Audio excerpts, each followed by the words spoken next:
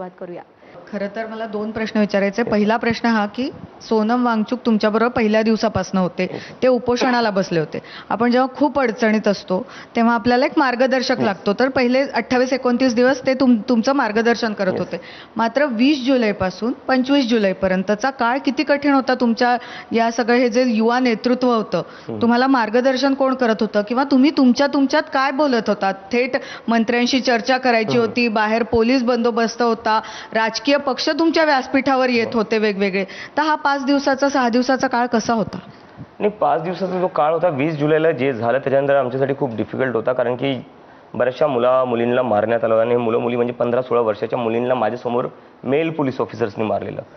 So emotionally ते आमच्यासाठी खूप जास्त डिफिकल्ट होतं, कारण की आम्ही हे कधीच आधी पाहिलं नव्हतं लाईफमध्ये. म्हणजे मी तर कधी विचार नव्हता केला की या प्रकारे लाठीचार्ज, पेलेट गन्स वापरू शकतात.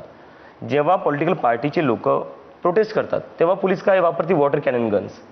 मग स्टुडंट्सवर तुम्ही काय म्हणून पेलेट गन्स आणि लाठीचार्ज केला? हे स्टुडंट्स काय आतंकवादी होते का? पॉलिटिकल पार्टीजच्या लोकांवर तर तुम्ही फक्त पाणी टाकतात, इथं तुम्ही लाठ्या टाकल्यात, ते पण खेळे लावलेलेत.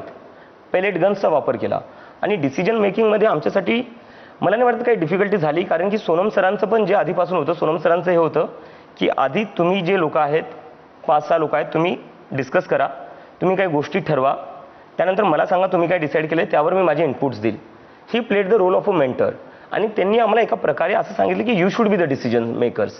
म्हणजे एका मेंटरचं हेच काम असतं ना, to groom the future leadership.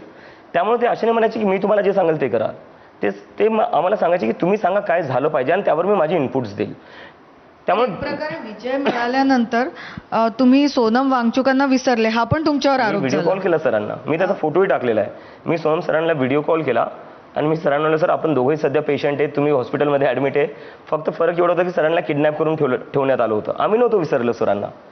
सरांना जेव्हा उचलून नेण्यात आलं, मी सरांना भेटण्याचा प्रयत्न केला, पोलिसांनी भेटू नाही दिलं. आमच्या टीममधून वैष्णवी आणि आफरीन सरांना भेटायला गेली, त्यांनाही भेटू नाही दिलं. आम्हीच काय, विरोधी पक्षाचे खासदार जेव्हा भेटायला गेले त्यांनाही भेटू नाही दिलं. महुआ मोइत्रा झालं, सागरिका घोष झाली, समाजवादी पार्टीचे MP झाले, संजय सिंग झाले आम आदमी पार्टीचे, ते भेटायला गेले. आपले अरविंद सावंत सर गेले भेटायला शिवसेनेचे, त्यांनाही भेटू नाही दिलं. फक्त JP नड्डा भेटू शकत होते. तर ज्या माणसाला किडनॅप करून दिलं त्यांच्या वाईफला सुद्धा ते विथ मोबाईल फोन भेटू नव्हते देत. आणि एक खूप महत्त्वाचा प्रश्न मला विचारायचा आहे, जो की अनेक आई वडिलांच्या मनात आलाय. आपण जेनझीबद्दल बोलत आलोय, तुमच्या आंदोलनामुळे जेनझीचं जे बिहेवियर आहे, बोलण्याची पद्धत आहे, सगळंच आता प्रकाशात येत आहे, त्याच्याबद्दल बोललं जात आहे. तर ही जी जेनझीची भाषा आहे, ज्याच्यावर टीकाही होते, आता कदाचित त्याच्यातल्या काही शब्दांचं कौतुकही होत आहे.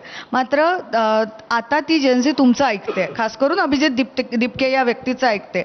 तर असं असताना अशा कोणत्या 3-4 गोष्टी आहेत जेनझीतल्या ज्या तुम्हाला वाटतं की आपण सांगितलं तर कदाचित बदलतील? कारण मध्यंतरी एका वाक्याचं तुमच्या वाक्यामुळे खूप पब्लिक सेंटिमेंटला वाईट वाटलं होतं. तुम्ही जंतर मंतरवरून जी भाषणं द्यायचे, त्यात एक दिवस एक भाषण करताना तुम्ही म्हणाले होते की ये जेनझी है जो अपने माँ बाप की भी नहीं सुनते तो मोदी जी की क्या सुनेंगे, अशा टाईपचं. बरोबर आहे मॅम, बरोबर आहे. हो, पण I still stand by my statement. मला जर परत स्टेटमेंट द्यायचं असेल मी ते स्टेटमेंट देईल.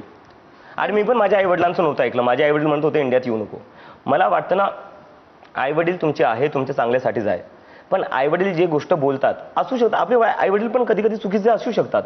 आपण असं गॉड फिगर आईवडिलांचाही नाही केलं पाहिजे. ते जे सॅक्रिफायसेस त्यांनी आपल्यासाठी केलेले आहे, खूप मोठे सॅक्रिफायसेस केलेले. माझ्या आईवडिलांनी भरपूर सॅक्रिफायसेस केलेले. मी आज जे काही आहे ते माझ्या आईवडिलांमुळेच आहे. पण असं तर नाही होऊ शकत ना की माझी आई कुठं चुकू नाही शकत, माझे वडील कुठं चुकू नाही शकत. I still stand by that.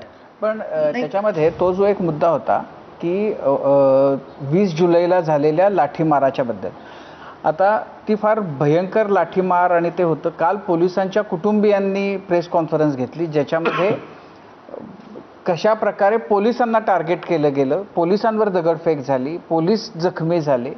तर त्याची प्रतिक्रिया म्हणून तो लाठीमार झाला, अशा प्रकारचं एक बोललं जातं किंवा असंही तेही वास्तव आहे.